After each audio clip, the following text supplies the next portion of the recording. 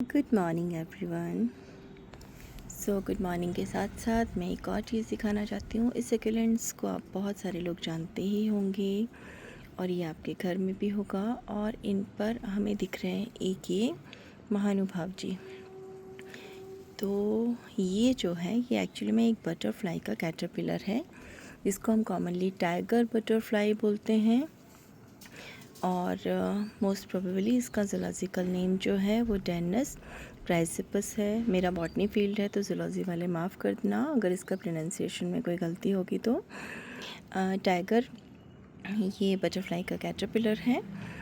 तो जैसे ही हम इस तरह के कैटरपिलर्स देखते हैं तो हम डर जाते हैं कि हमारे गार्डन में कीड़े हो गए, और अगला टारगेट होता है नए गार्डनर्स का कि इंसेक्टिसाइड लिया और इन पर छिड़का और इनको मार दिया, बिना ये जाने कि आपके लिए ये कितने इम्पॉर्टेंट है।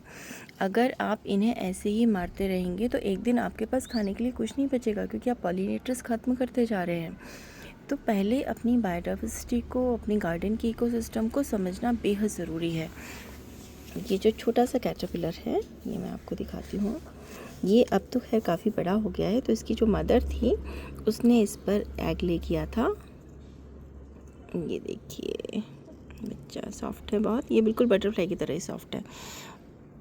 तो ये देखिए इसका एक पार्ट इसने खा लिया है, ये वाला रात को खा चुका है, इसने नया वाला पार्ट शुरू कर दिया है।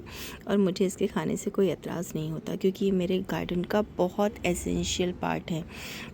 ये हमारे गार्डन के इकोसिस्टम का जो बायोडाइवर्सिटी बनाते हैं बहुत ही एसेंशियल पार्ट हैं। ये बेहद सॉफ्ट, बहुत प्यारे से हैं और इससे बनने वाली है एक बटरफ्लाई। तो अब तक तो ये काफ़ी खा के बिल्कुल तैयार हो गया है और 1 या 2 दिन में ये अपनी प्यूपेट स्टेज में जाने वाला है।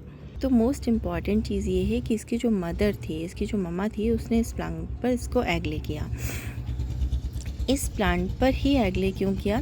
क्योंकि ये इस कैटरपिलर का होस्ट प्लांट है, वो इसी को खा सकता है। तो ये टाइगर बटरफ्लाई के जो होस्ट प्लांट हैं वो मोस्ट प्रोबेबली मिल्कवीड फैमिली, एस्क्लेपिडेसी और एपोसाइनेसी के मेंबर हैं। और जिसमें से आप ये इसको एक प्लांट को तो आप देख ही रहे हैं, और एस्क्लेपियास पर भी आपको दिखाई देता है। उसी तरह से ये आपको अदर प्लांट्स पर भी दिखाई देगा। तो इनका उससे एक स्पेशल रिलेशन है। क्या रिलेशन है कि इन प्लांट में आपको सबको पता है कि एक तरह का लेटेक्स प्रेजेंट होता है, मिल्की लेटेक्स निकलता है। इवन इस एस्क्लेपिडेसी को तो मिल्कवीड फैमिली ही कहते हैं। उस लेटेक्स में एक स्पेशल तरह का कार्डियक ग्लाइकोसाइड होता है। जब ये इस पर फीड करते हैं तो ये कार्डियक ग्लाइकोसाइड इनकी बॉडी में भी पहुंच जाता है।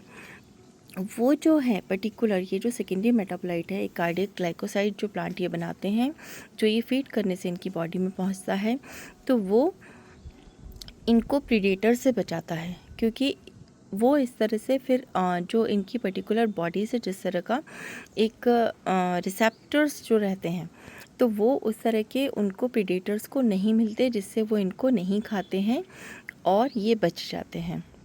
तो नेचर ने सब कुछ अरेंज करके रखा है, आप क्यों डिस्टर्ब कर रहे हो उसको? खाने दीजिए, थोड़ा बहुत खाता है, नुकसान हमें लगता है नुकसान कर रहा है, लेकिन ईश्वर ने इसके लिए यही फूड बनाया है, वो प्लांट्स ही उसके फूड हैं।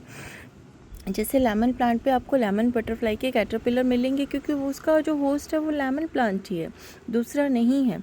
तो ये मेंटेन करिए। मुझे तो अब ये आना शुरू हुए हैं, तो मतलब मुझे लगने लगा है कि वापस अब मेरे गार्डन में फिर से बहुत सारी तितलियां दिखाई देने लगेंगी, क्योंकि नॉर्मली जो विंटर्स होते हैं उसमें आप देखेंगे कि नहीं दिखते। और पीछे से चिड़ियों की आवाज़ आ रही है, तो ये मेरी बायोडाइवर्सिटी का बहुत इम्पॉर्टेंट हिस्सा है। ये मेरे गार्डन में ने छोटा सा जो जंगल बना के रखा हुआ है उसका पार्ट है।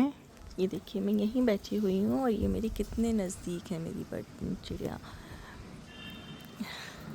तो अपनी गार्डन को एक इकोसिस्टम बनाइए, जहाँ पर जो भी उन पर डिपेंडेंट जीव हैं वो भी प्यार से रह सकें।